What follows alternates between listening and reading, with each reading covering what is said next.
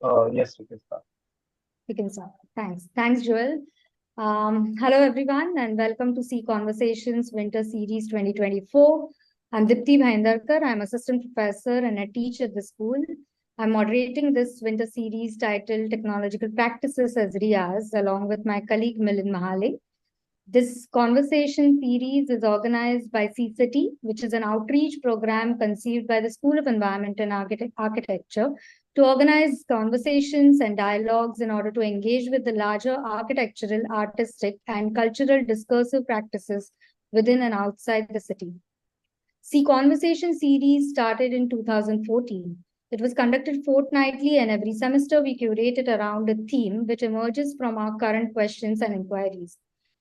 For the series of Winter 2024, the conversation are curated around the theme of Riyaz and long durée questions in practice. As practice, Riyaz involves a rhythmic engagement with the self, the technological matter, material, as well as the world within which the practice is located. For us at C, Riyaz is a systemic way of practicing a form of art or craft with a long commitment to not just learning it, but also advancing the self and the form of practice in the process. It involves routine, it involves discipline, engagements, isolation, diligence, play, repetitiveness, and experimentation through which one arrives and struggles with the long durée questions. We explore the questions on practice and Riyaz through conversations with 6 invited practitioners this semester who are working with different mediums across these geographies. The series is organized by C-City and is partly supported by Urban Center. Urban Center Mumbai is conceptualized as a collective space. It presents a node for dialogue, ideation, deliberation, to carry out research and to communicate on urban planning, design, conversation, and sustainable urban development. For our first talk this session, we have with us Neha Kudchadkar, who is a visual and performing artist currently living and working in rural Maharashtra. She is a graduate from Royal College of Art, London, and Faculty of Fine Arts, M.S.U, Baroda. She has also been a student at the Golden Bridge Pottery in Pondicherry. Neha has participated in residencies and shown her work in several exhibitions at Switzerland, South Korea, and Mumbai. She had her first international solo exhibition, All That Is This Thing, at Display in Berlin, and exhibited most recently at the Princessehof National Museum of Ceramics in Netherlands. Neha has chosen to negotiate various roles such as dancer, ceramist, researcher, teacher, photographer, curator, sculptor, choreographer, administrator, collaborator, and actors that inform one another and broaden her approach as an artist and a maker. Neha is also a co-founder of Beach, a performing arts initiative, a co-curator of Indian Ceramics Triennale, and a co-founder of the Innovation Champions Club, an innovation and design thinking platform for children. She will take us through what it means to have a material practice, a material practice which is an artistic orientation, and what are her long questions and how her multiple roles inform her work and aid in formulating her newer questions in practice. Welcome, Neha. I'm going to quickly just set out the format for today's session. So Neha will take us through her work for about 30 to 40 minutes, and then we will open up for question and answers. For all the attendees, please put in your questions and comments in the question and answer section in Zoom, and we will get you in, either we'll invite you into the conversation or we'll read out the questions during the session. Also, this session is streamed online on our YouTube channel. So those who have joined us there can please put in their questions in the chat box on the YouTube platform, and we'll collect the questions from there. Neha, I invite you to begin with your talk, and I'm going to be around, but with my video off, and I'll meet you at the end of the talk. Super. Thank you Thank so you, Neha. much. Thanks, Dipti. Thank you, Milind. I'll just start sharing my screen.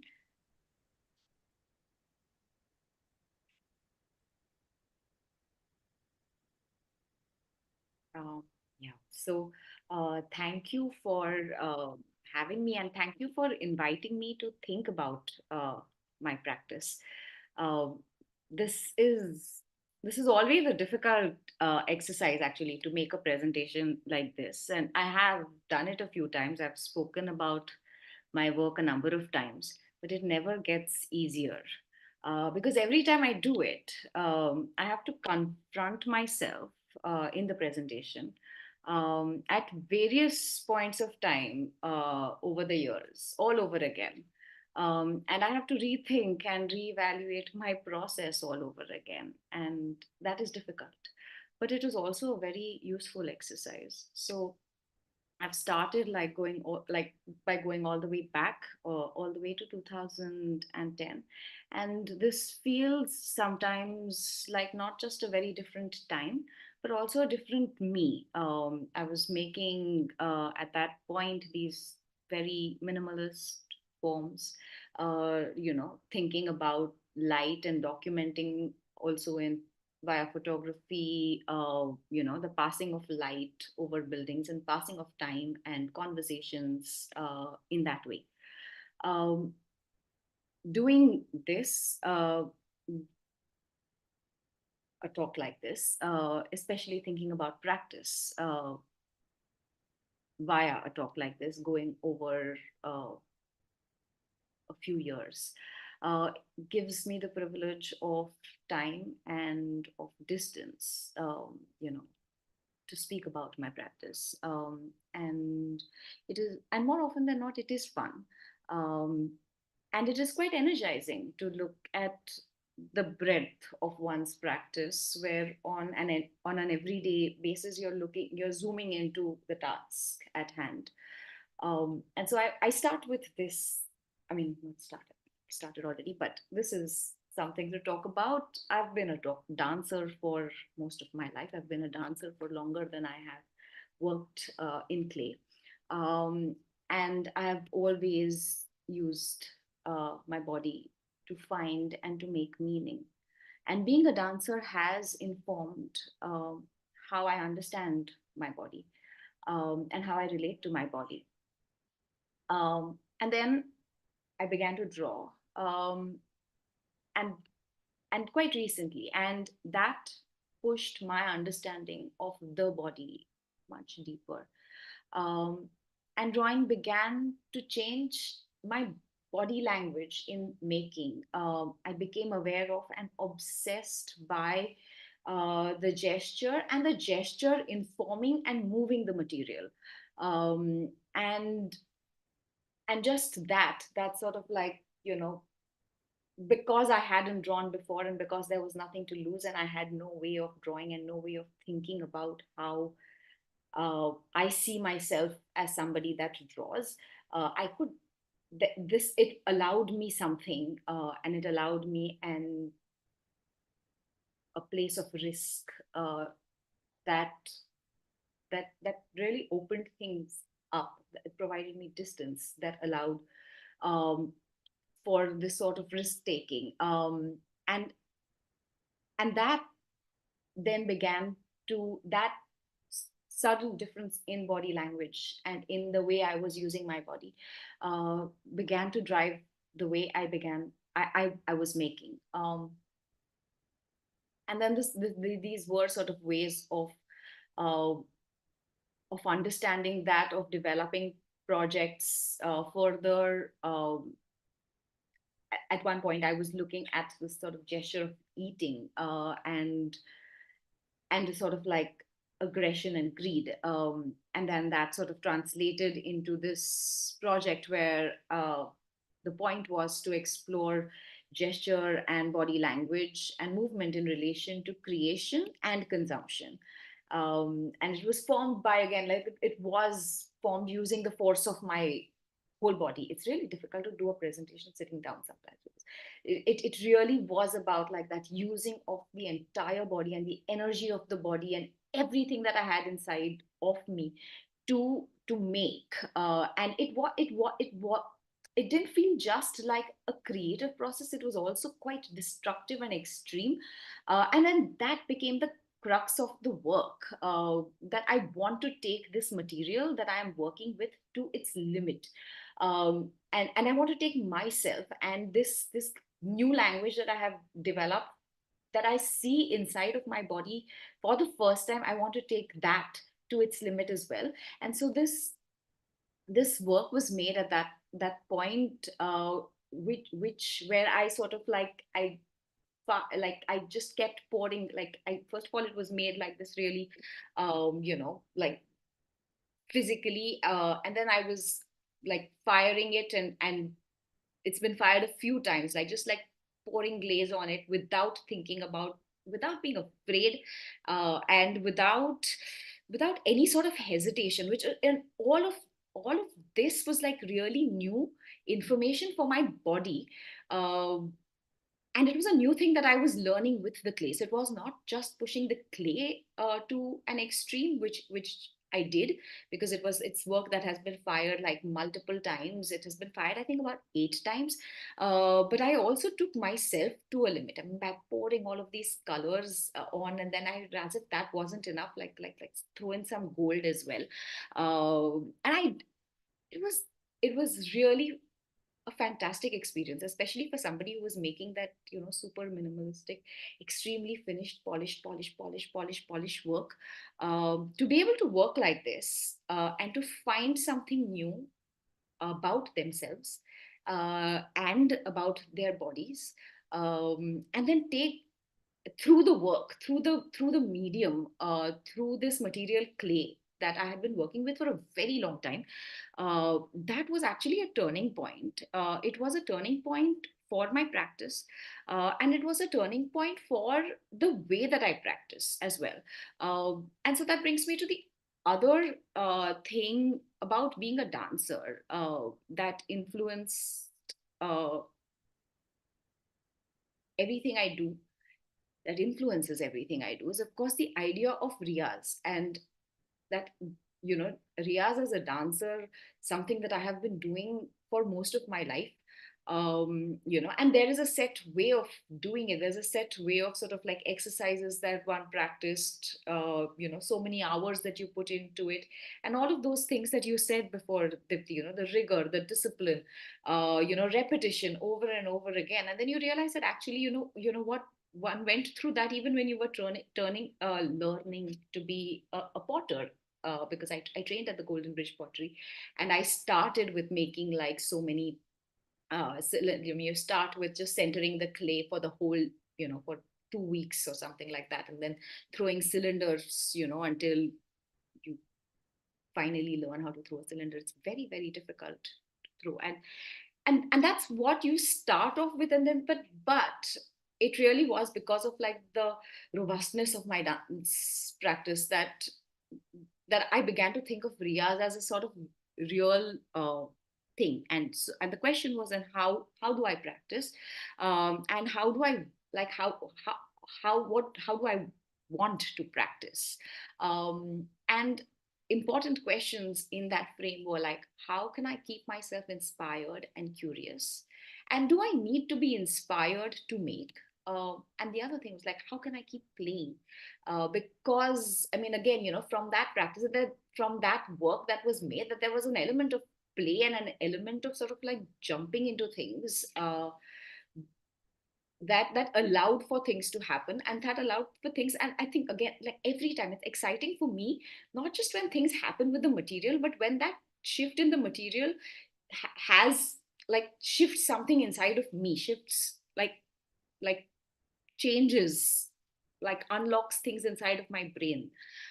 That's when it is fun for me. That's when, like, that's when it's magic, however excruciating the process. And most of the times the process is excruciating.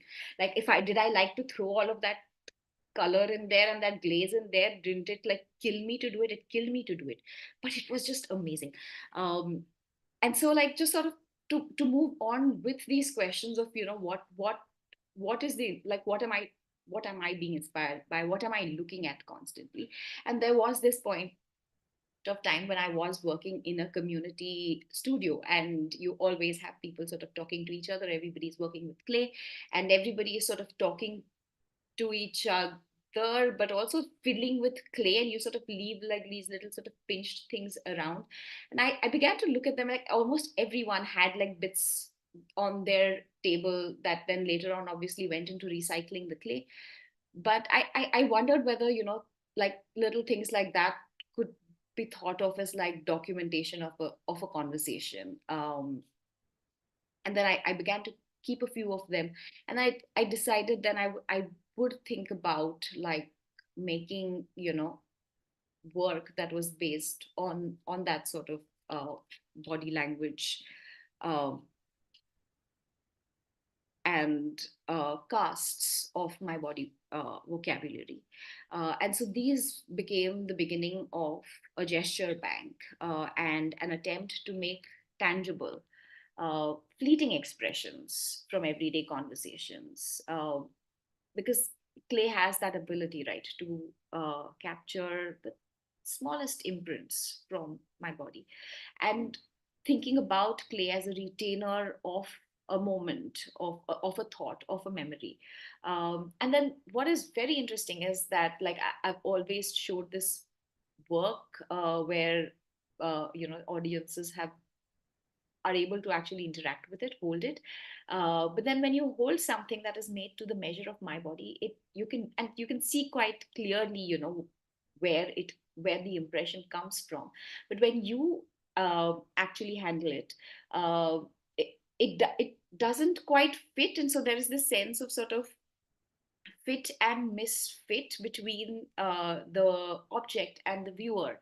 And for me, it's an interesting way to, in some sense, off, offset my body against yours, and that is fun, and that sort of like that relationship is interesting to me. This relationship that is mitigated via an object.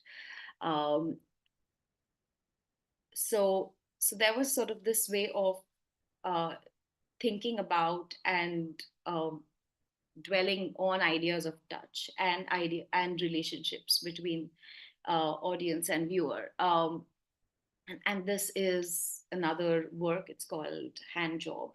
It was made.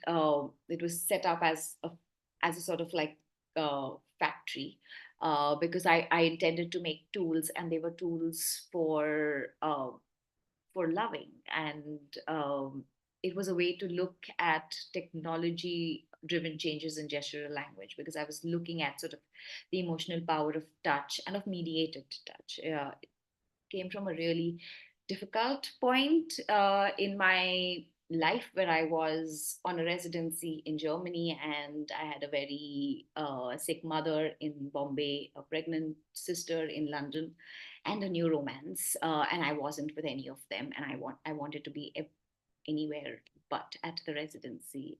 But there I was, because I promised my mother I would go.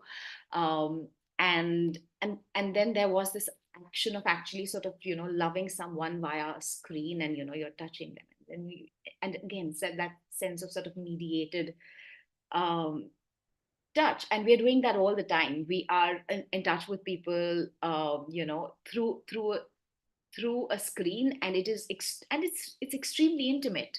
uh, I mean, this is extremely intimate on some level, but it's also so distant and so unreal. And so that was what I was thinking about. And so I set up like a little, because I decided that it was going to be tools, and I was going to have a toolbox for loving, and I would make a production out of it. And so I set up like a little factory over there, slip casting things are made in an industrial method. And then I mean, I was looking at things like this as well, because I was looking at tools and extensions of our limbs in some way. And do you see anything? Because I don't. Yeah. You can see the screen. I see it's gone black. It goes blank and then comes back again. Right now I can see the screen. Now it's blank. Now I can see. It's like the work is actually there in between these screens that you can, like these. Do you want to stop can, sharing and try it again? Try sharing the screen again.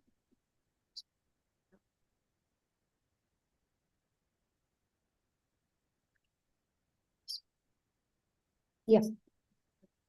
So and so then so this became the work. It was called Hand Job, and it comes from a difficult place, but I was still, I think I continued continue to play with, like, even the title, and bring that sort of playfulness into that, and accessibility to the tools. And then at the same time, it is about sort of, a certain sort of vulnerability, intimacy, and comfort with oneself, as well. And then I was looking at things like, is this, it is about sort of like technology driven changes in gestural language, and even sort of thinking about things like, could we have developed the opposable thumb to text, because that's how we use it mostly nowadays. And then, so this was the work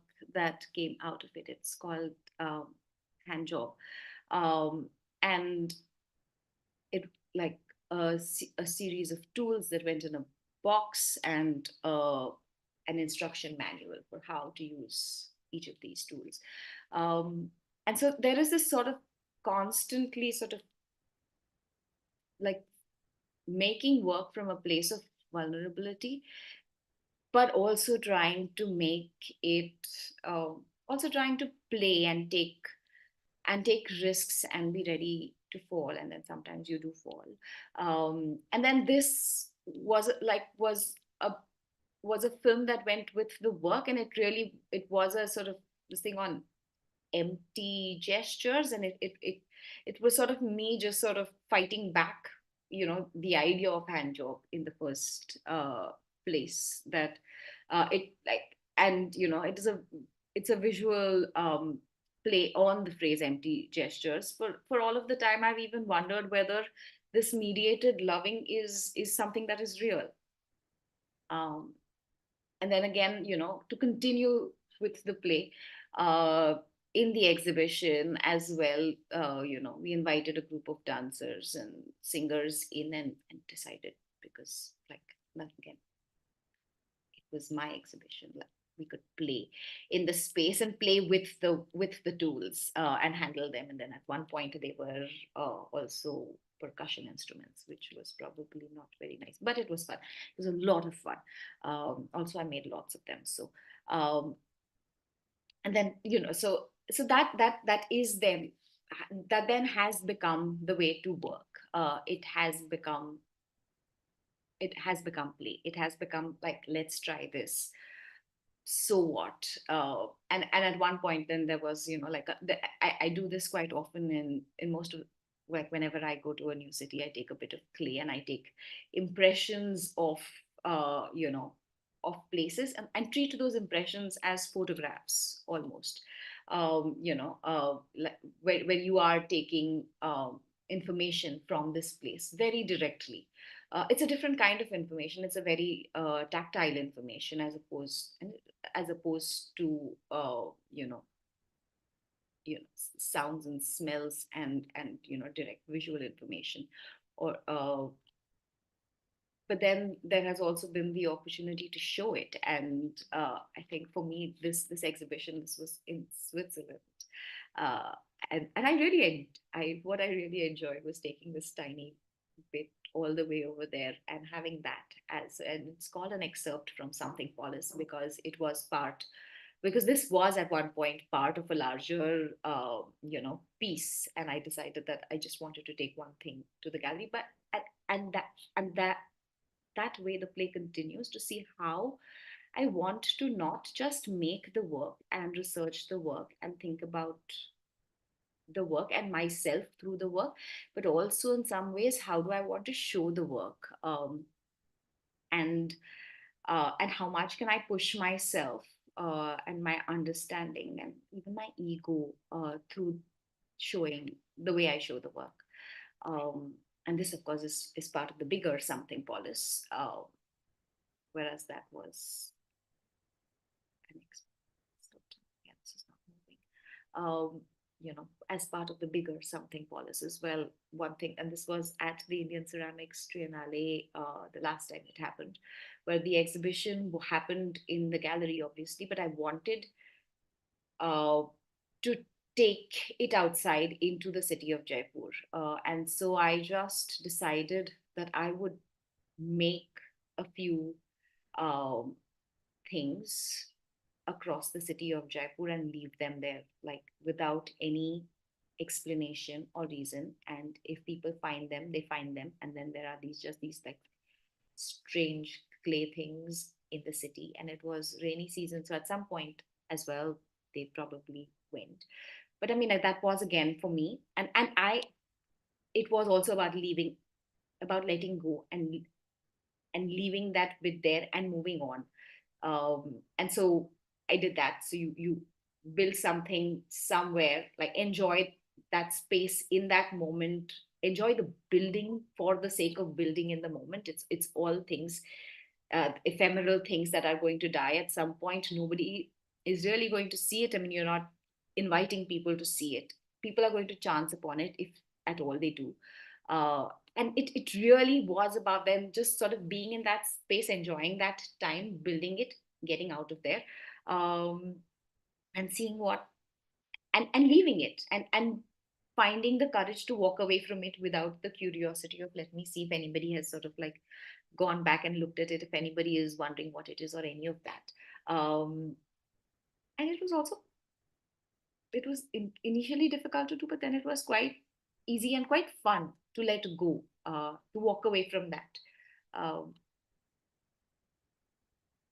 and I mean, right now when I'm sort of like talking through projects, none of this is in chronological order. I'm doing a lot of jumping, and I'm jumping on the basis of like some of these questions, and also sort of like, again, when I'm sitting and like putting together this presentation in 2023, like what are the connections in ways of working that I have seen through the years. So this was actually this year, and I mean last year, but it was a new sort of thought for me uh, to make these, they're called love letters to past selves, and to make these little vignettes, which are about dreams, about things that are familiar but not quite, um, you know uh, and I make them and I write them as letters. It's about me being, feeling tender feelings towards myself, about thinking about melted ice cream, about rainbow sprinkles and bird song. And there are little notes that I write, not to me in the present, but to me from a different time. And feeling a lot of love for me in the moment of writing that note, in the moment of thinking about a certain incident and a certain me at one point of time. Um, and that I'm it has, because I have been like, sort of like going into the 40s, and you start thinking about what you think about yourself and how you want to actually practice care, and then how does this material help you practice care with yourself. um, it also becomes a way of playing with motifs that I'm not familiar with, and for me to just sort of like push that visual vocabulary a little bit more, and play with glazes, play with underglazes, and see what happens. Because again, I mean, I'm making these for myself as little notes to myself. And so again, I mean, there is the possibility of risk, there is the possibility of play, there is the possibility of love. Um, Another sort of really fun project again made this year. I think this year has been nice in terms of, I've made a lot of extremely fun and extremely difficult things, emotionally, uh, and they've had their own series of challenges, but also like it's just been so good to do that. I'm seeing the time right now. I better start running. And so this is a group of mugs that was made so that it was in response to a prompt, for a show called, by Inordinary, and it was made so that the cup doesn't rest on the on your table if you have a drink in it anymore. And so you have to sit down, quiet down, sit down with yourself and drink. um, but again, questions that, especially as somebody who practices a particular material, and also a material like ceramics, is what does it mean for me to be a ceramicist? Why do I call myself a ceramicist? Because I do define myself as a ceramicist. And does this definition restrain me? Does it contain me, or does it help me? Does it actually expand my practice? Conclusion is, I think it expands my practice. Um, the other questions are like, does language matter? Like when I'm talking about definitions and when I'm being so precise in boxing myself, like, does that matter? And is there a way that I could be multilingual? Which takes me to, I see that there is something in the chat, but I am not able to access it until I stop sharing screen. If you need to say something, can I just tell me to stop sharing and check it out, please? Um,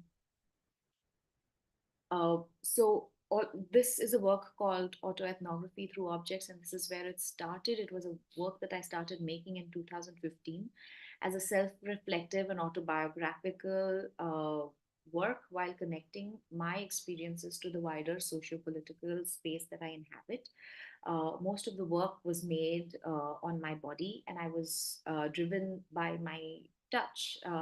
I am driven by the way my touch and my subjective experience translates into form. And the and then the project was to continue to study that exchange of information between my body and the clay body, and translate personal memories and experience, which is like the intangible knowledge of the body, uh, to to form that determines the outcome. Also, then the work was taken outside of the gallery, and various interactions that I had while performing with the work became the crux of the project and became part of its final presentation. And again, while doing this, when I'm making work on my body, that sense of touch and that sense of the quality of the clay actually sitting on the body, its coldness when it is when it is wet, it like its hardness when it is fired, but also its fragility. All of these informing my body language, and the way I move with it and the way I move with it to make it is important.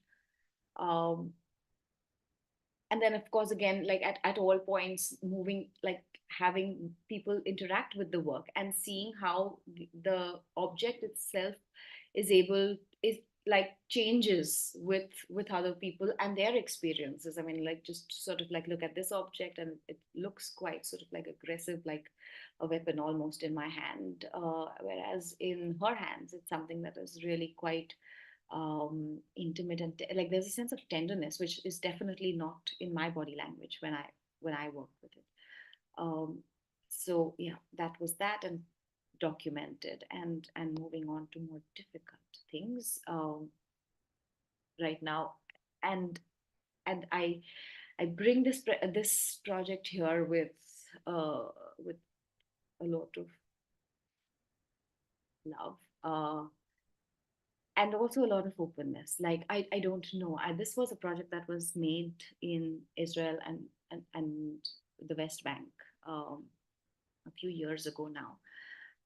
And we know, of course, right now, like looking at, like putting these photographs together for the presentation in the context of a war that is going on there has been extremely difficult. And I come to this also with an openness. I don't know how I am going to look at my work again as well. But I ended up, while there, I mean, this was in regular times. Uh, this was how it was. There, like it was, you had to see, you saw the wall. I lived in Jerusalem. You saw the wall. You saw the soldiers everywhere, refugee camps, and also olive trees.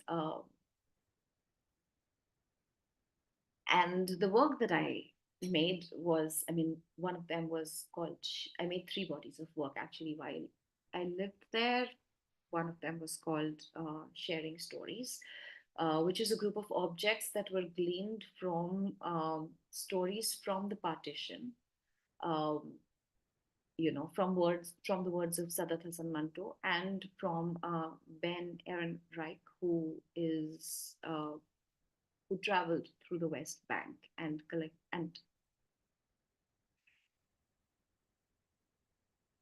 there was a lot of really difficult writing that I was responding to, and a lot of difficult conversations as well, speaking to people. Um, and the objects over here became sort of the crucial players that helped me navigate my experience and my living over there in contested land. And these are objects that serve as these sort of distorted, magnified, abstracted icons of those experiences. Um, this is a pile of stones, bones, rubble, flesh, deconstructed home, deconstructed humans, and me. Performance that I did next to this uh, pile of bones from the West Bank. Um, and me attempting to draw lines and failing. Um, and then these three guerrilla performances that happened that were called Homeland, where I rooted myself in all of these places where I was not supposed to be. Uh, I mean, one was made in uh, in somebody's backyard without their permission. One was made at the wall, and one was made in a place where I did not want to be because it was a settler colony.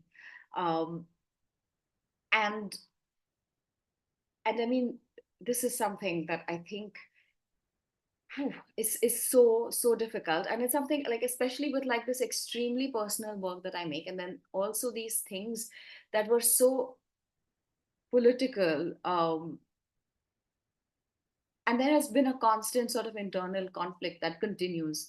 But I read somewhere the words of Rebecca Solnit in Hope in the Dark, actually, where she says, beneath the abstractions of political rhetoric are desires. And I, again, like I'm saying this, and it's kind of difficult to say this in this context. And so I don't know. I am open, and I am being, this is my space of I don't know. I'm trying to find out whether this works anymore or not, even.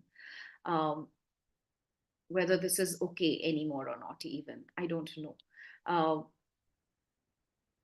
Beneath the abstractions of political rhetoric are desires that are concrete, real, bodily. And they left room for improvisation and playfulness, pleasure and independence. They leave room for improvisation, playfulness, pleasure, and independence. They leave room for hope. This is something I had written back then. And these words have best helped resolve an internal conflict about the political and personal spaces I navigate. I was unsure for a very long time how the two sat within each other in the work that I make. I realize now that in my approach, the political is personal. Um, and so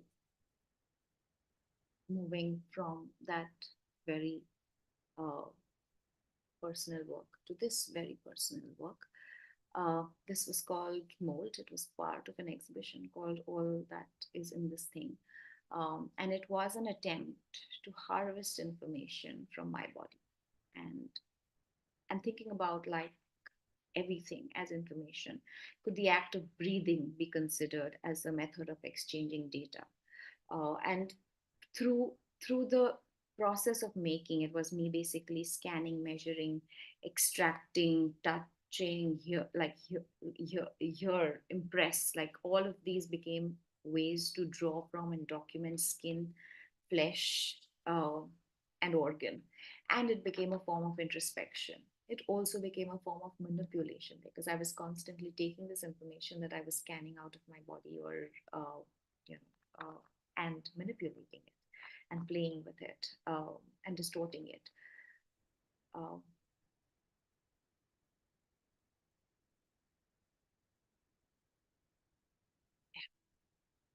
another series of extremely personal and also very difficult work. This is a series of work that was made over 2022 and 2023. I decided that autoethnography of objects, which was that group of objects that I made back in 2015, it was something I wanted to do as a recurring project where I was looking at my life over maybe 5, 6 years, and not just documenting my life, but also documenting again things that were happening around me. And these were made over the pandemic, and over also like personally difficult, struggling times. Um, Weightlifter documents a difficult, precarious, uncomfortable moment in time. They are all actually made as films, and these are screenshots. Uh, an uncomfortable moment in time made heavy by grief, uh, breakdowns, depression, and helplessness. It records the guilt and the struggle of breathing as a world collapses around myself. Um, Fire Eater and Loser record more difficult feelings, rage, shame, self sabotage piled on over years, quietly excavated and released in the process of making. I think also for me last year, making, especially this has been a very difficult series of films to make. Uh, Weightlifter, Fire Eater, and Loser. Uh, but it became a way of sort of like taking those difficult feelings, acknowledging them, working with them, but also placing them outside of myself, um, and being able to let go of something. Um, this work was made most recently, and it was actually made. It started off. It was for the Princessehof Museum. Um, I'm just going to stop share for a second because I see that there are some possibly chats. And I just want to make sure that I'm not shooting. Okay, sorry, not for me. I can stop. I'm really sorry about this. No? Yeah, I was worried that I'm not looking at time.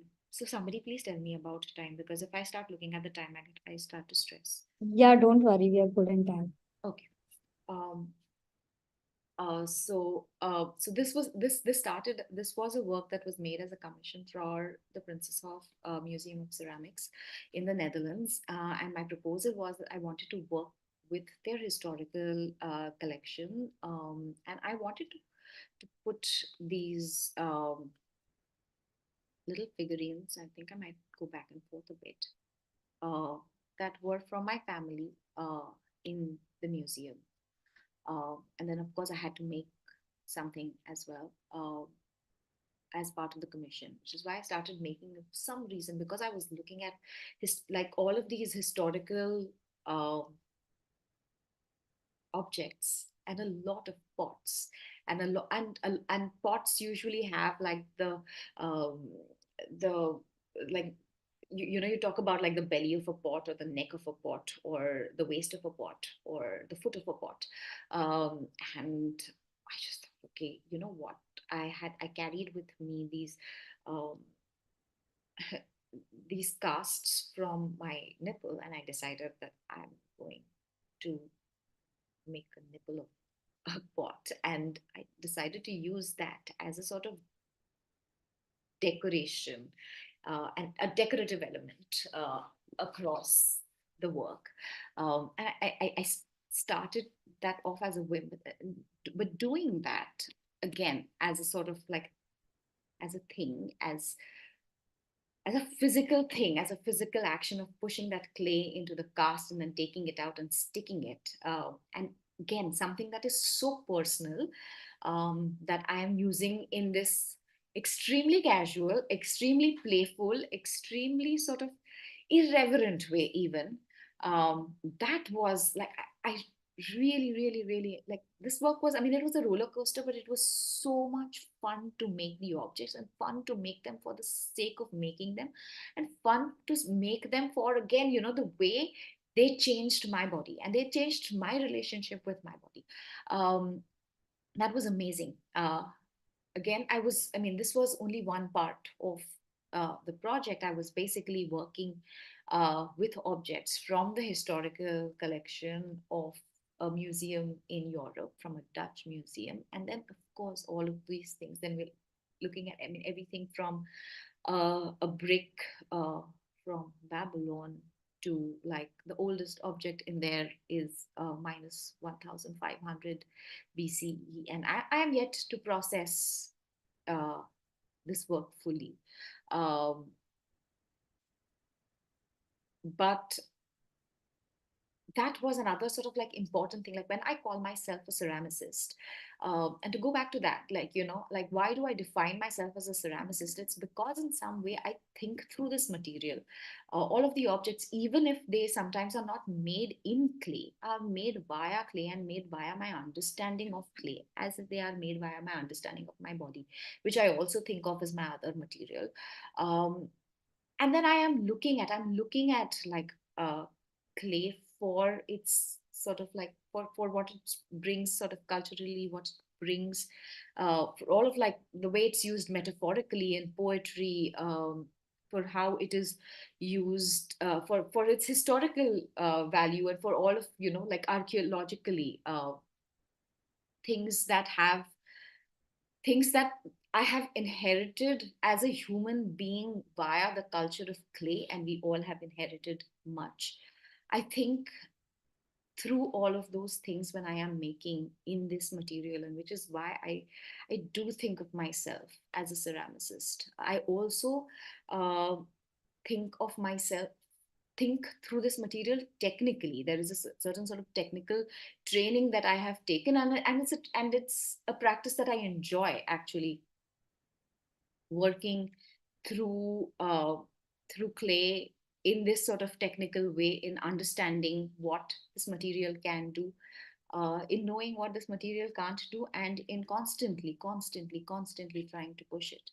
The third aspect of this work, of this very convoluted work, which was extremely, like I said, complicated to make, much more emotional than I thought it would be. I really thought it would be an intellectual exercise, because I was working with the historical music collection of the museum. It turned out to be an extremely emotional exercise, in fact. And it was one of the works that I found most difficult to leave. Uh, I haven't still left it in so many ways. And and those little objects that you can, those little sort of ceramic toy figurines, that's where it all started. And they come from my family, and they are from my grandfather, who used to who was a physicist, and who bought them from, Chinatown in Calcutta, and then went to Baroda, and his brothers sold them outside temples to make a living, and to actually then put those figures sitting next to these invaluable objects in a museum. It was a really moving experience, which I am still processing. So I don't know what I feel about the work yet. But again, I mean, all of this is about airing out all of these confusions and inconsistencies and thoughts also, I think, as practice. Again, I mean, this slide is just sort of like to talk about like technical things about ceramics, and playing with them all the time. Because at some point you don't have a choice. You have to learn how to make lasers. You have to learn how to use them. You have to learn again. Calling yourself a ceramicist, you are a chemist. And you're doing like you like the history of ceramics also has like is the history of like alchemies. I mean, all of these things, they have been connected. Like, that's how porcelain was discovered. um, and these things excite me. These things make, like, I think they're really fun, and I think they're funny as well. I really enjoy them, and I really enjoy that I am part, in some very tiny way, of this material that brings this legacy. Complicated but interesting legacy. um, which takes me to my next question, which is like, can I transform my material? Like, can I be that alchemist? And can I even dematerialize the clay? And usually call it the clay body, or the clay or my body. Um, and this has been one way of me doing that. So, it is about, like, I'm interested in the conceptual possibilities of clay, and in playing with these ideas of ephemerality, in playing with these ideas of temporality, materiality, and thinking a lot about, can clay be dematerialized without losing its materiality? um, and so this is, like, it is again my preoccupation with my body and the clay body, and it's sort of layers of my body and the clay body put together, uh, layered digitally, and they become layers of skin, of dirt, of earth, of history, knowledge, all of these things that are stored in my body and in the earth. um, Also, an important thing is, like, could sculpture become a part of my body, or could my body become sculpture? uh, this work was made in Kutsade. Please do tell me if I'm shooting. I'm going to rush through it. I don't think there's a lot left now. This was made in Kutsade, and which is where I mean, it comes back to, again, sort of like my surname, Kudchadkar. It comes from a small town in South Goa called Kutsade, and like, I've lived in Bombay most of my life.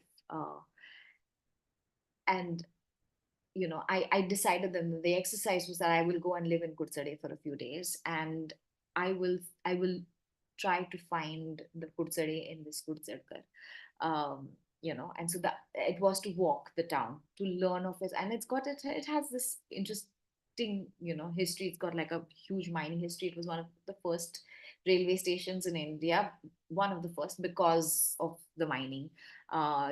Talking to old relatives, talking to distant relatives, learning about how my grandparents moved to Bombay, visiting the old family house, meeting family gods, and tracing family trees, and then documenting all of that on a bed of local clay. So the clay is raw, and all of these histories, things that I have collected, are just a projection. And again, there is that play on the word projection and the fact that it is being projected. Um, and over a period of time, that clay changes, and that projection is moving as well.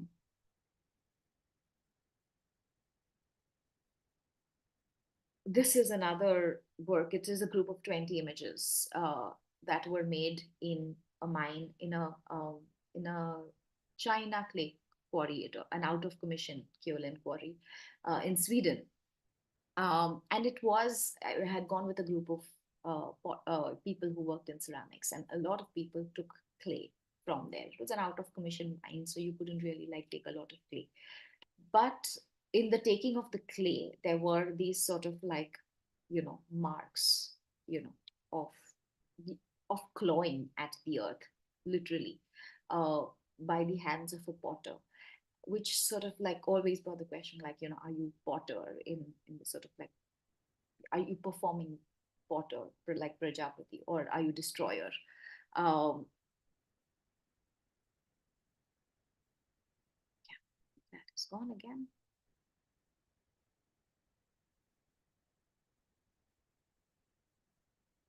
Is last images, so okay.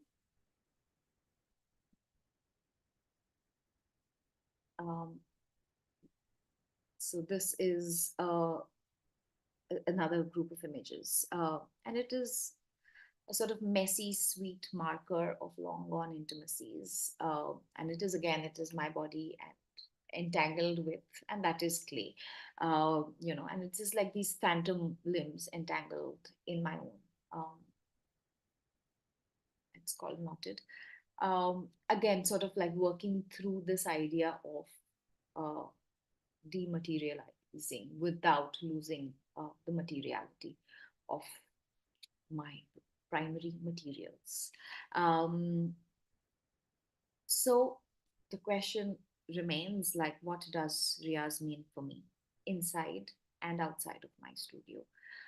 In 2020, I did something that I had been meaning to do for a really long time. I finally left the city and I decided to move to rural Maharashtra, where my father has a piece of land. I built a studio where there was once a cow shed, and I built a kiln. I have been growing food, and I've been making work and trying to make a very different kind of life than it there was in Bombay. And a big part of this life, and a very conscious, deliberate part of this life, was to find um, a way to develop a daily riyaz for my visual arts practice, as I have maintained for most of my life for my dance practice. Um, and you know, breaking something down, like, again, to go back to dance, like, that is what, for me, like, that is my that is my measure for understanding Riyaz as well. Breaking something down to its finest elements and studying it closely, repeating it incessantly, repeating it until it starts to flow, until it becomes muscle memory, until you're utterly bored of it, and until you overcome that boredom to discover in the sameness a whole new world. Um, and I hoped that living on a farm, I could take up the space to slow down, to look, to think, to be with the material, to refresh my skills and update my knowledge, without the chaos of being in the city and the pressure of being in the city. But of course, that does not happen. It's a different type of chaos, but it is chaos. And I learned that actually I have to learn to do all of these things, to slow down, to look, to think, to be with the material and refresh my skills, amidst chaos. And I have to be able to build that riyaz into the chaos. And that, trying to do that, only trying to do that still, is an extremely fulfilling and grounding experience, especially in, the last few years, which have been strange, fragmented, completely dislocated time. It's also been, I think I should back. It has also been, and that's something, yeah, I want to talk about, is creating a non-judgmental space for myself. Like my studio as a place where I will not judge myself, where I can take risks and I can be afraid, but I can feel safe to take those risks anyway. And that way of working, which I think I have been able to do, has been life affirming, honestly. Like, of course, when we talk about Riyaz, there is a certain rigor involved. It's there is devotion, there is surrender, but I also want to try and make my Riyaz more consciously, more deliberately about play, about curiosity, about abandon. I think that is, I think, an important word that I want to take forward with me, about care and about faith. Um, which brings me to this sort of last question that I want, that I have. It's a borrowed question. It is from Jun Kaneko, who is this Japanese artist who I admire very much. And I saw a presentation, and this is one of the questions that he had posed for himself, which I thought I wanted to bring with me, and I wanted to leave this question with you. Do you know the limits of your material, and who told you those limits? Um, Also, sort of going back to the title of my presentation, which is a matter of practice and a practice of thinking matter. I want to acknowledge that idea of thinking matter comes from a tutor of mine called Martina Margetz, and she says something really wonderful about. She talks about the human body as active matter, and as thinking matter. She talks about, like, there is like something that I'd like to read out. She says, like the universe, the body is not a passive receptacle, for it expresses a continuously evolving experience which is embedded in its matter. And she talks about the natural world and the human body as thinking matter. And I think of the clay that I use that comes directly from the earth. That is something that informs it. So I think of that as well as as thinking matter, and something that the history of which informs whatever it is that I have made with it. And I feel the idea of this, the idea of active matter and thinking matter, and these materials that I use being active and thinking and constantly affecting and influencing me, uh, an extremely um important thing. I think it opens up my experience and my expectations from the material, and it also opens me up to, or rather, sort of prompts me to constantly be, you know, open to what the material is giving me. Yes, so that is that, and thank you very much. I think I might have already taken the hour, so I'm sorry. Um, but yeah, I do stop sharing. Thanks, Neha. That was very engaging, and we could actually see the very close connection, and how your different roles which you have been pursuing have been influencing your work as a dancer, how it kind of came into your practice of further kind of get working with ceramics. It was wonderful, very intimate and close, like a very close network with your body as a field and a tool in itself.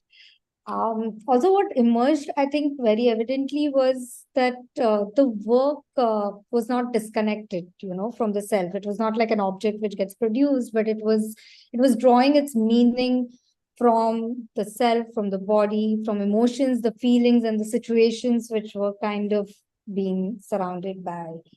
Will I'm also going to once again request all the attendees to kind of post in your questions and comments in the question and answer box.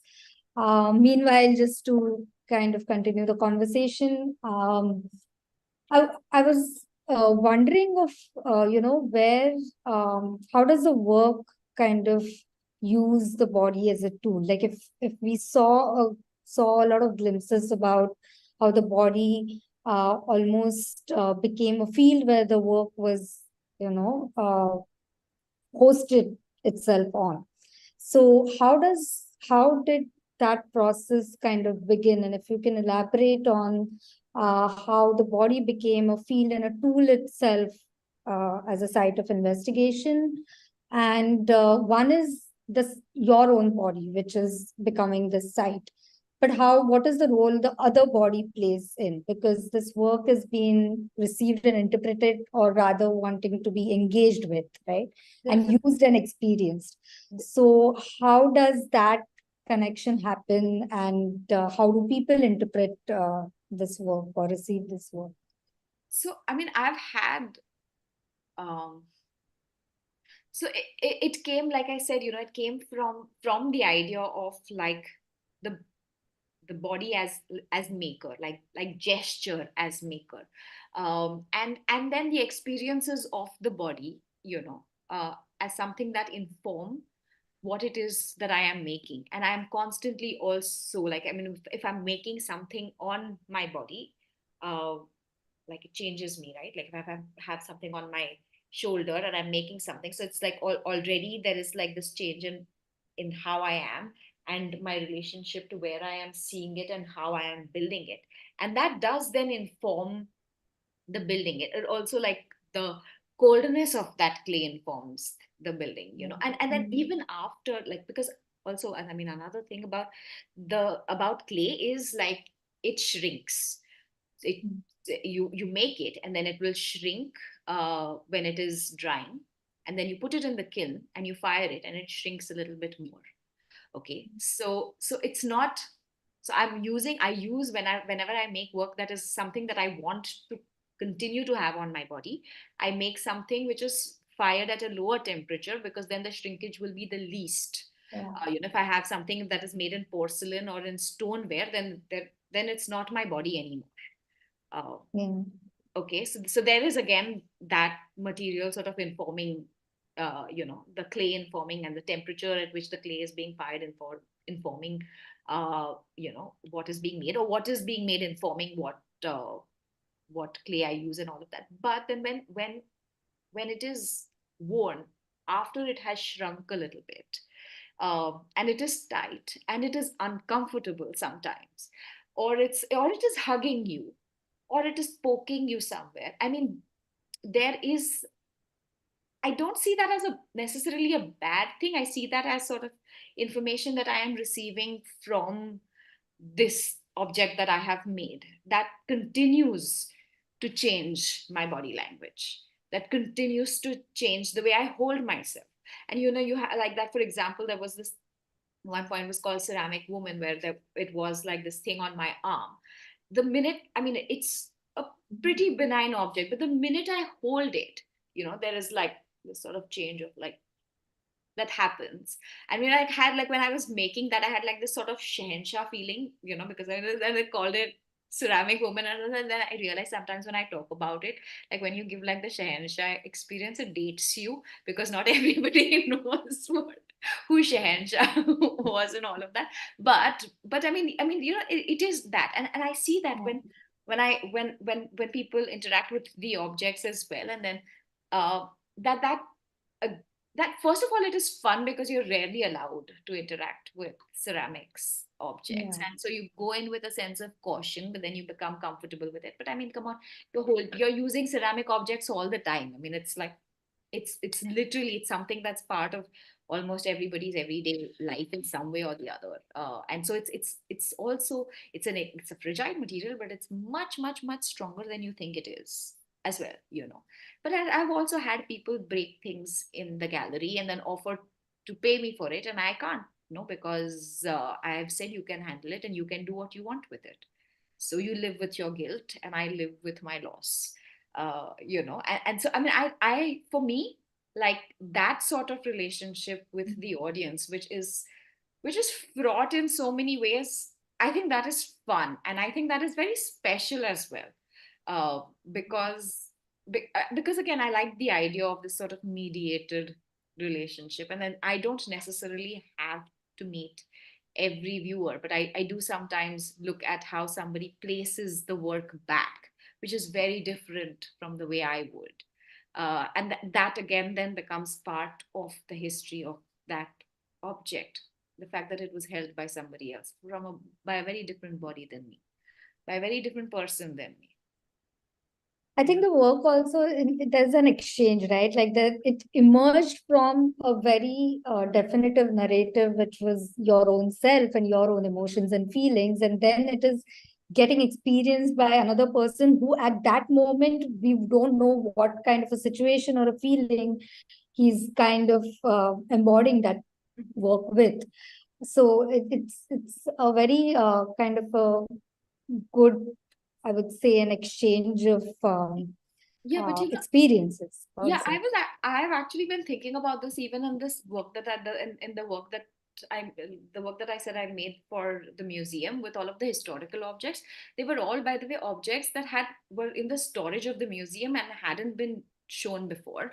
Like not all of the information or historical information for these objects is known, and they've all been, like I said, sitting in storage. And suddenly I've pulled some of these objects out that have in some sense no relationship to each other, except that I decided that oh, this is nice, oh, this is 1500 BC, oh, brick from Babylon, why wouldn't I want to work with a brick from Babylon? I mean, like, so they are literally taken out by that sort of my gut feeling about them. And like, I want to see this object quite often.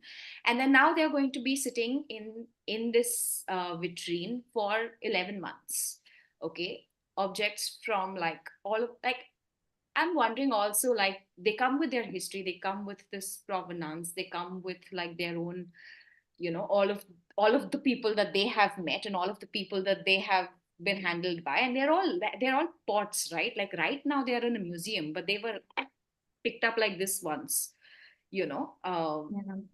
And so, like, I wonder how, whether they will change each other, whether they, like these histories that they carry in themselves, and they are potent. Like, you stand in front of it, it's beautiful, it's extremely moving experience, right? To stand in something that's like 3,500 years old, and that is made by human hands, and you can see the marks of those hands, just because of the nature of the clay. You can see that. Mm.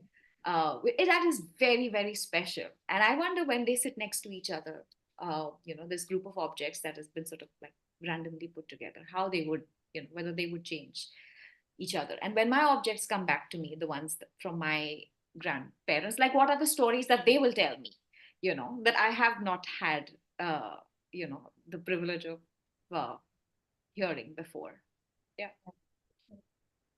Nice. Also, I mean, this is a mixture of one question which came on YouTube, an anonymous attendee, and something which also is going on in my head, that while you're working with your work and producing the work, there might be something which, be amiss, or there might be asymmetries which might emerge. There might be things might break, things might crumble. And now, how do these do they get remolded?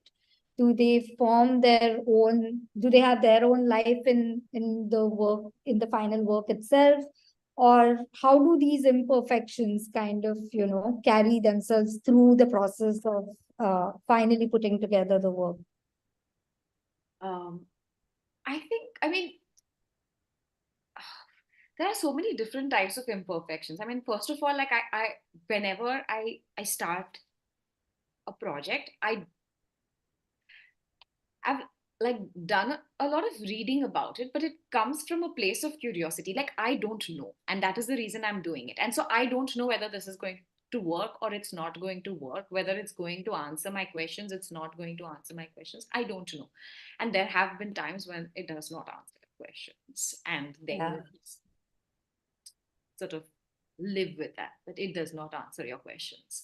But there are obviously, and this any ceramicist will tell you, everything breaks when you don't Yeah. want it to. It's very, very rare that you have like a kiln that nothing has broken and all of that. It's I mean it is rare. That said, that my last kiln, nothing broke. It was just amazing. It was it was surprise. It was a Yeah. surprise. Ooh, everything survived. Oh, good. But that is rare, and things do break. And in fact, in my studio, which is in the which is in a village, and it's almost like in a forest, like there is nothing. I have sometimes rats nibbling at work. I have like, I mean, so it's influenced by all of like that also. I mean, one day there was rain that came from the side, and that was that. And I think also, as somebody that practices ceramics, you get very good at failure. So That's nice. yeah, maybe that's something to talk about. But it's some like, and it's somehow, yeah, I think you've been doing it too long. Like I remember, like my mom couldn't deal with my work breaking. Like she just never could deal with my work breaking. But like anybody who did like, your this broke, okay, fine. And then you decide whether you want to put it Yeah. together. Sometimes you can, and you have like all of these sort of like these Japanese philosophies which talk about imperfection and bringing in the imperfection and things like that, and using kintsugi and things to mend so that the imperfections are highlighted, in fact. Yeah. And one can do that, and one sometimes has to do that when you have like a deadline, and oh shit, okay, fine, we work with this. Yeah, as long as something is not struck, like, something will continue to be structurally strong even after it is put together, unless of course it's in a project space where then you can like have it all out there and say, like, nature of the material. But it is nature of the material, right? It does break, it does Yeah. crack it, and it cracks at any stage sometimes.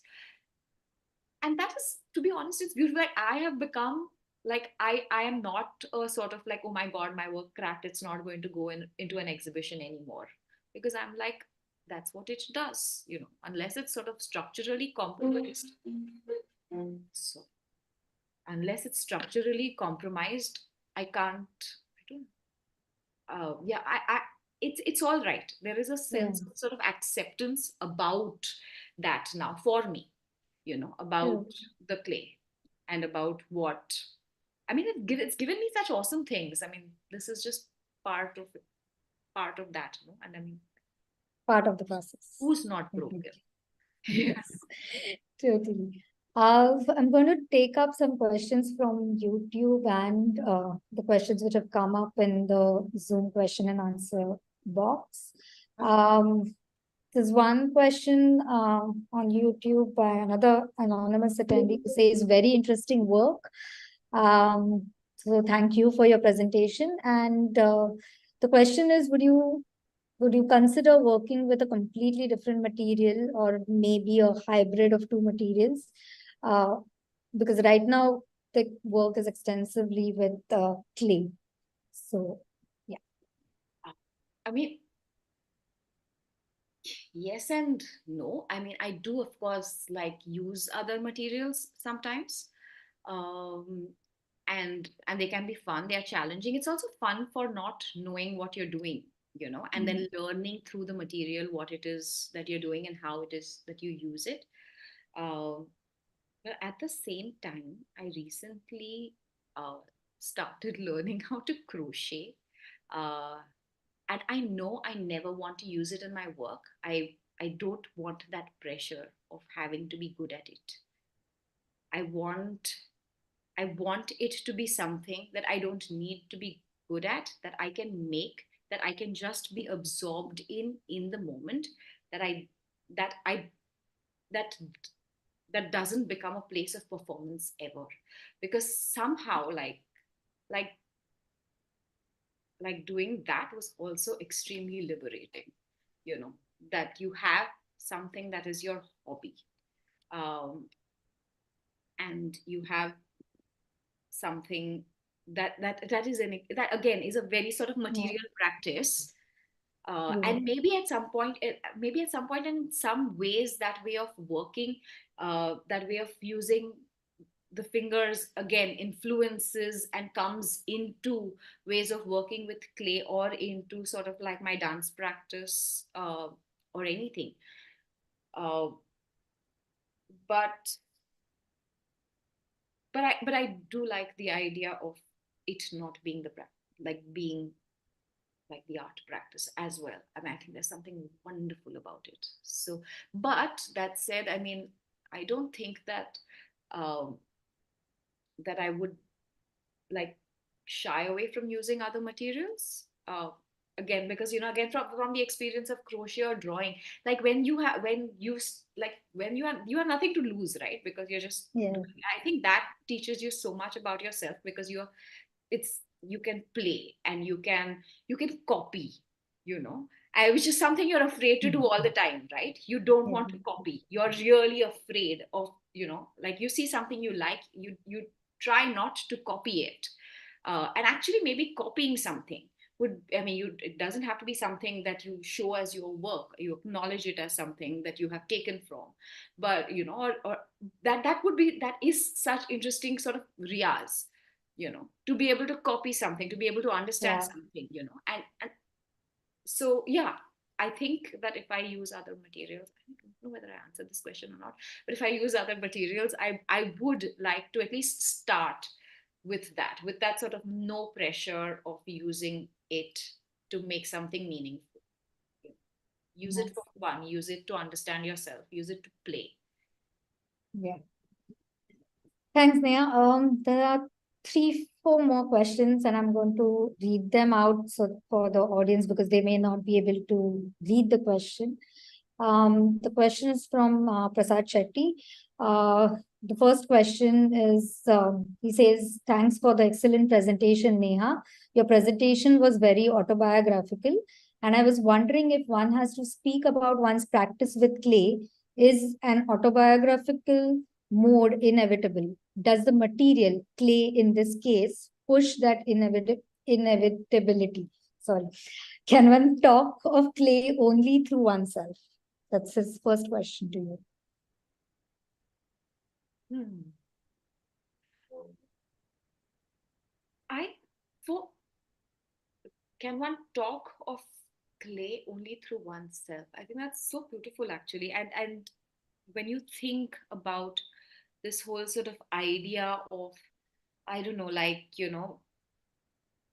came from the earth, going back into the earth, or, these like ideas of like we've all been everything and we are all made from everything, and therefore made from the earth as well. And we carry in us that information. Uh, at all times. Maybe everything could be autobiographical. Every practice could be an autobiographical practice.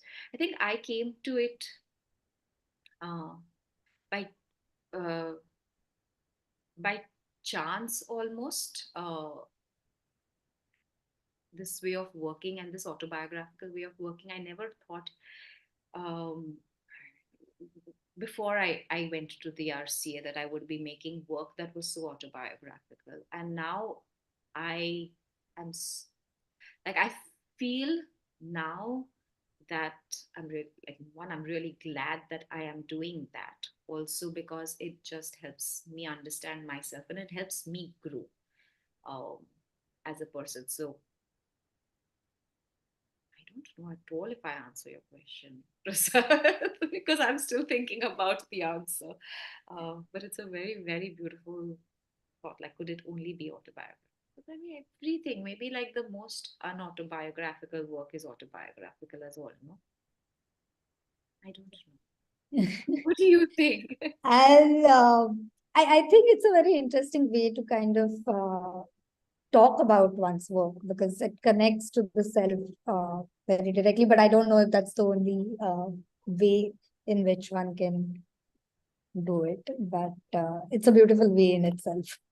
But I mean, I'm wondering whether everything you make, like everything anybody makes as a maker, is autobiographical because it comes from your, like, it's never It's a outside of part of you, you. is Yeah. it? Yeah. Uh, Milind. Just to reflect what you were saying about this being autobiographical, I think the involvement of your own body in this case basically as a clay and your body as a material, actually it actually gets very close to being very autobiographical. That's what I see, because otherwise there is a one kind of this detachment with the material. Once you do with the things with the material, and then you move to the next one. But in this case, that body gets involved into this process and everything so much that it becomes almost inevitable to Mhm. talk about it without yourself, kind of. Yeah, but that's the other thing, no? Like the word detachment, like especially if you're working with this material, you have to be detached also because I mean it is something that is so um like so fragile and so, like, it's just gone. It's very, yeah, I think interesting conversation. Yeah. Yeah, and we'll take up his second question, which he says the first part of the presentation were explorations of the material through the body. The second part is Jerusalem and others was more symbolic politically. What would be a bodily exploration there? Is it not possible? Or how does the alchemist or the chemist become dominant or explicit here? Of course, in the third part, from Kurchade onwards, the alchemist returns. But does it mean that one has to be in Goa to be an alchemist? Okay, would you be able to put that question in the chat? I'll do that. I think I need to read Sorry. it once.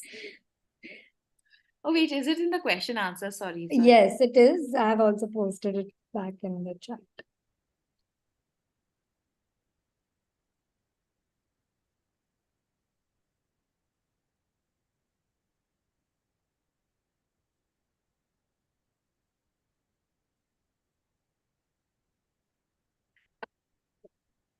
I I I don't like, I think in most places there is a bodily exploration. It may not always have my body directly in the work, but in fact it does in Homeland, which was one of the works that was made in the West Bank and in Jerusalem. There was sort of my body actually rooted because I was you're looking at these olive trees, right?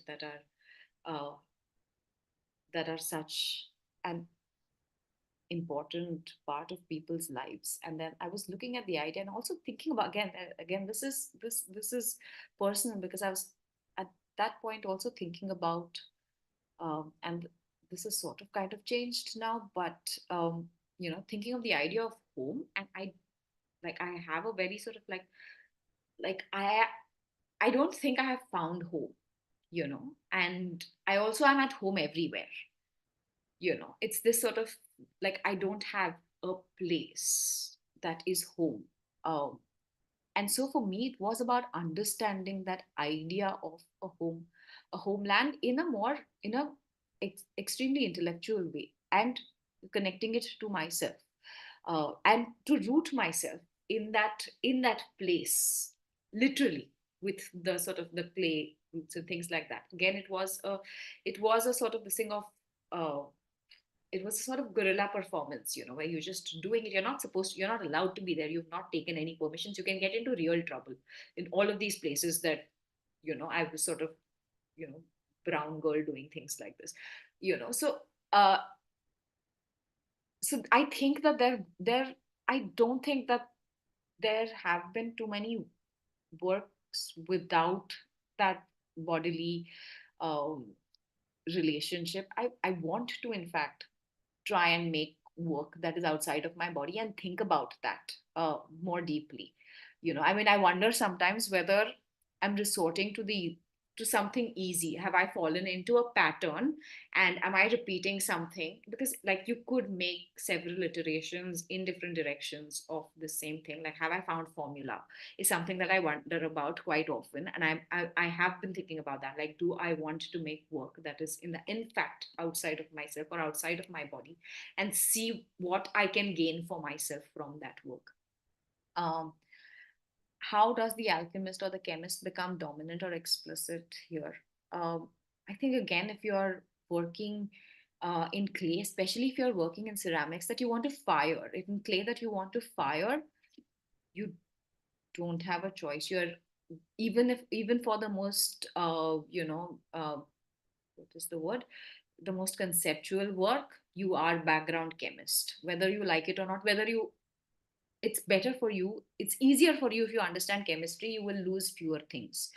um, and of course, the third part, from Kurzade onwards, the alchemist returns. But does it mean that one have to be in Goa to be an alchemist? Absolutely not. I mean, again, for somebody who has been wondering about home, and wondering about, whether, like, did she find the, like, Kursade and Kursadkar? She didn't.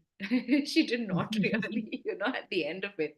It was a search, and it was a search that did not give me the answers, or the emotional answers that I expected to find. Um, yeah. So I don't know. Thanks. I hope that answers, your question, Prasad. Yes, sorry, can come back with some more. Okay, we'll take the next question till then. The next question is from Prishita Kulkarni. Hi, really nice work and really enjoyed seeing them. I wanted to ask, how did the data for the reading of your body manifest into physical forms in the project Mold 1? If you could elaborate on the process, was the data a numerical data that was translated in these works, or is there any other method that was followed? Does the choice of material then depend on the data that gets collected? Uh, my choice of, I mean, that actually uses quite a lot of different materials. That is not all clay, uh, but it's quite mixed. So, like, the choice of material informs the data, but the data informs the choice of material as well. And what I was doing, like I said, I was trying to extract data from the body. Then the idea of data is sort of quite open, right? When you're sort of breathing in and breathing out, is that, what is data? Like, even the idea of data on some level, like, even when we talk, um, you know, on this sort of like cyber level, it's really abstract. Like, the information that is being collected is extremely abstract, but there is something very concrete in that abstract information. And that was how I was looking at this data collection as well. So one of the things that I did was I calculated um, the square footage of my skin, like how much, like what is the area of my, like what is the area of my Yeah. skin. And then I had on the floor like the little sort of like ceramic work on the floor was made to the size of my skin. Okay. The other thing that I did was like I was at one point scanning parts of my body in the scanner. I scanned my hair, so a lot of, and then again took that simply like because again, when you're like medically speaking, seeking data from the body, you're using words like scan, you're using like, so I I was sort of again playing with those words, thinking of those words as I was using extremely crude, uh, everyday things that I mean, again, I manipulate digitally sometimes, but half of the times I don't know what I'm doing and I'm playing. When I find something, I say, "Ooh, maybe this is interesting and this will work." So again, like actually like having, and again with that, like when I'm scanning my hair in a scanner on the, like all of that, like that, that this thing, and then pressing Mm. scan and then saving on my computer like that. I mean, all of these things, I think, like inform the way the work actually comes out. So like again, like when I say that I was collecting this data, I also manipulated it. Like I took the scans from the hair, for example, and I played around with it and made it something that looked like something. Then there was also at one point I was videoing things and then using an app that I found online to distort it and to sort of make it like kaleidoscopic or whatever. And I was using like again extremely crude methods to manipulate this data, um, you know, to make it something that is recognizable but not recognizable. That is extremely real. Like I mean, this is like, like how much what area does my skin occupy. Like I found out exactly how much the area that my skin occupies, but that's completely useless data. I mean, it's completely useless on some level. And the idea is also to play with that the uselessness and the complicated idea of uselessness of data. But because it's not, right? I mean, obviously, like the world is running on our data at the moment. So yeah. So that was the method that was followed. It was extremely crude. And it then, like, I mean, if I was then scanning my hair, that was informing the way uh, the work was shown, you know. It really depended upon what it was that I was doing. And the next one is just a comment which says, which is from Kaushal Jaju. He says it's rare explorations and an intriguing process. I'm going to take up one question from YouTube again. So again, an anonymous attendee who says that, many a times we tend to work from project to project. So how do you situate it as a studio practice with longer questions? I think, like the studio, this is also very complicated. I enjoy working project to project also, like very simply. Because I feel like there was a time, right, when I was making work that was all sort of like, if all of the work was informing each other like in a very sort of lateral. Mm. uh I But we are not like as people, like as a person, I am not that, right? I'm constantly being affected by things. I'm constantly reading things. I'm interested in everything. um and therefore then why can't my work be as sort of like uh, complicated as I am or I think I am, I mean, I'm interested in like, and that's something that at one point I decided for myself that there's no need to have, to think this is my work or this is the only way in which I will work or this is my style or this is how I want everybody to know me or anything like that. No, because uh, it's not about anybody else. It's about me and how am I growing through my work. And that for me, at all points, that is the crux of the matter. Like, what am I getting? How am I growing from this? How am I being moved by this? What is, like, how is this research going to stimulate me?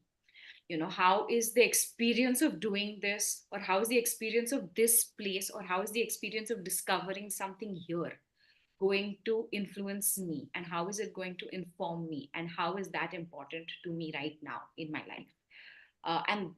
And that is the practice. That is this, like, that is the practice. uh like, what is this doing for me, intellectually, physically, in emotionally, very, very important. Like, what is this doing for me?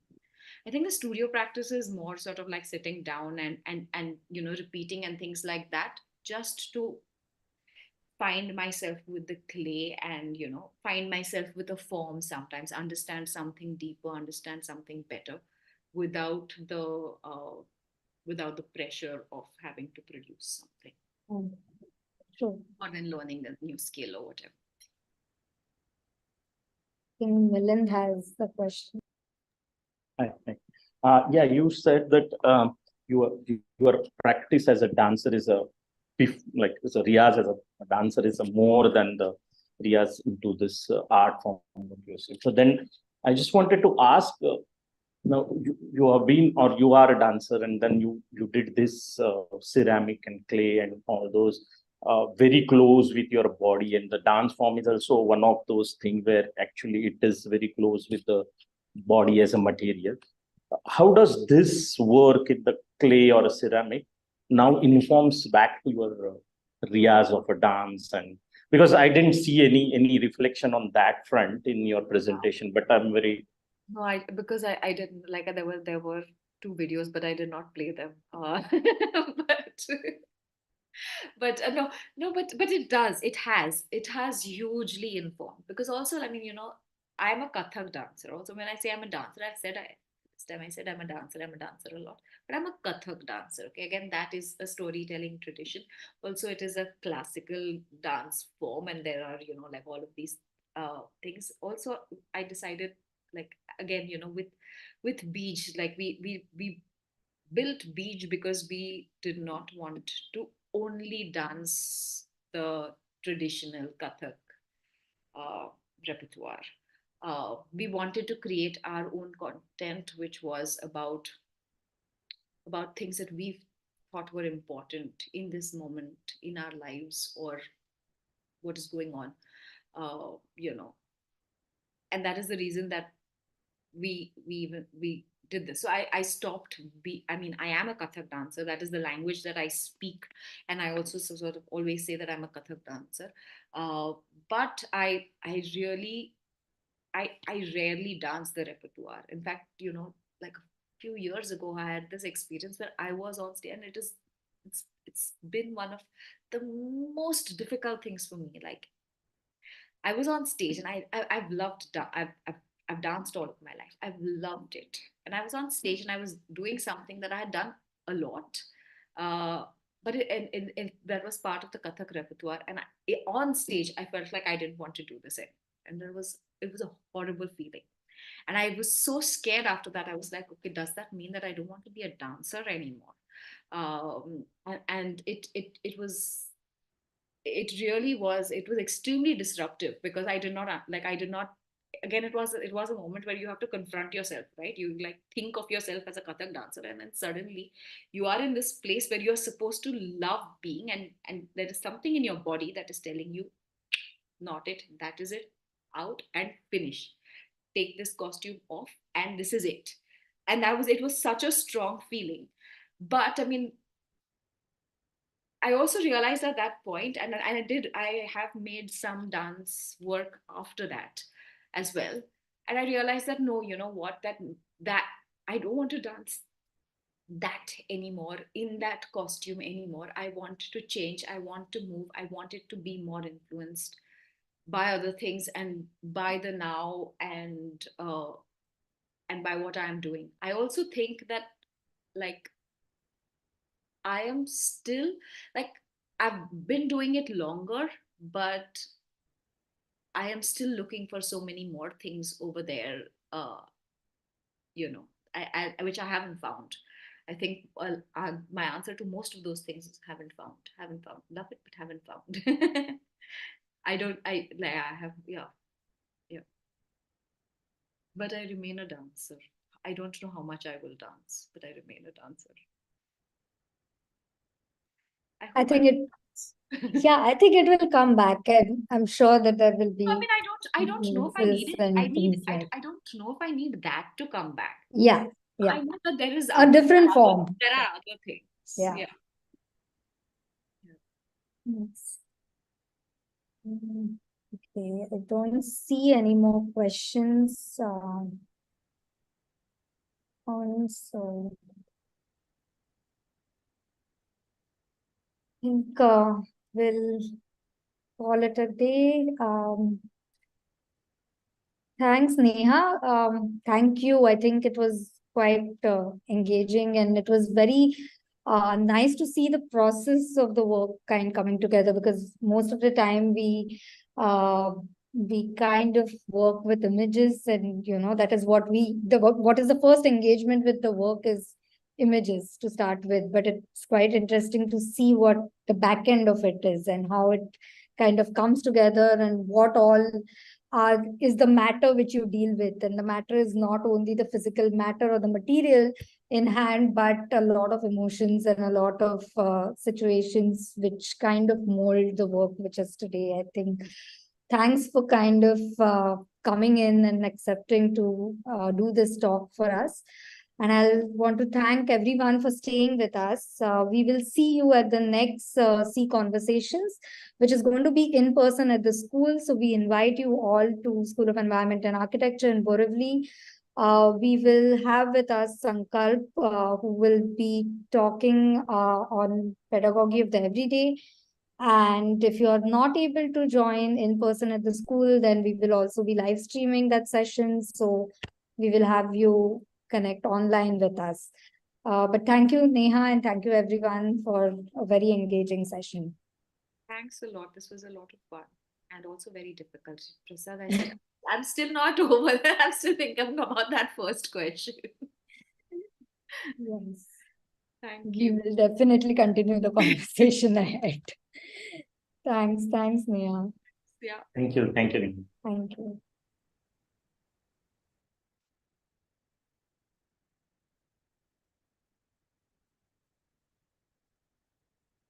Sorry, I'm just copy pasting the question for myself. Sure. I can send them across to you as well. That